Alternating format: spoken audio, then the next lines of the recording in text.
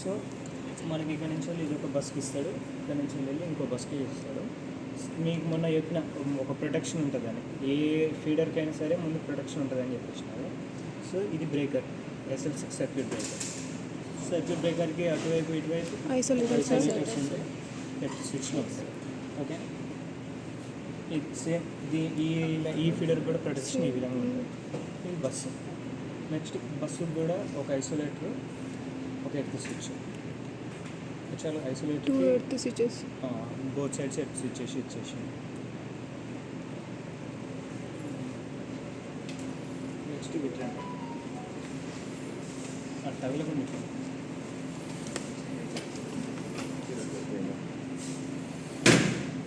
మొన్న డయాగ్రామ్ ఉందా? ఈ దీంట్లో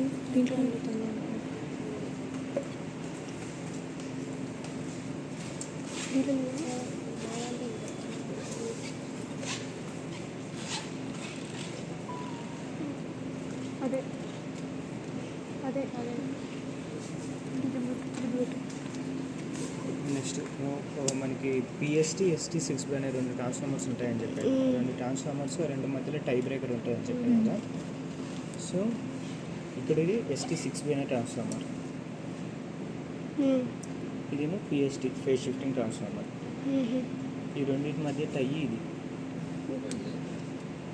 ఓకేనా.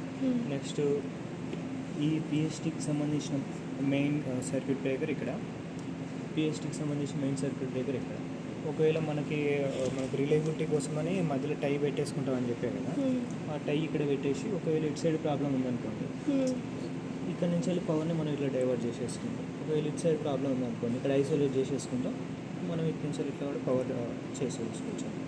సేమ్ దీంట్లో కూడా ఇదే కాన్సెప్ట్ ప్రొడక్షన్ అయితే. Circuit breaker, both sides isolators, earth switch. Circuit breaker, both side isolators, earth switch. అక్కడ కూడా అంతే. నెక్స్ట్ ఇవి PSTని పూర్తిగా ఇక్కడ ఐసోలేట్ చేయడానికి అనమాట, ఐసోలేటర్, ఎర్త్ స్విచ్. ఓకేనా. ఇప్పుడు దీని మీద ST6B కదా, దీని మీద వర్క్ చేసుకున్నాం అనుకోండి. సో మనం ఏం చేస్తాం, ఇక్కడ ఉన్న మామూలుగా ఈ బ్రేకర్ ఆపుకుంటాం. ఆపుకున్న తర్వాత ఈ ఐసోలేటర్ ఓపెన్ చేసేస్తే ఎర్త్ స్విచ్ చేసేసుకున్నాం అంటే ఇటు సైడ్ మనం ఏం వర్క్ చేసుకున్నా మనకి ఏం పవర్ వచ్చి ఇంటరప్షన్ ఏమి ఉండదు అన్నమాట. అందుకోసమని ఎక్విప్మెంట్ పక్కన ఎప్పుడైనా ఐసోలేటర్ పెట్టేస్తున్నాం, ఐసోలేటర్, ఎర్త్ స్విచ్. నెక్స్ట్ ఇటు వచ్చేసరికి ఖమ్మం లైన్ 1, లైన్ 2. ఇక్కడ ఏంటంటే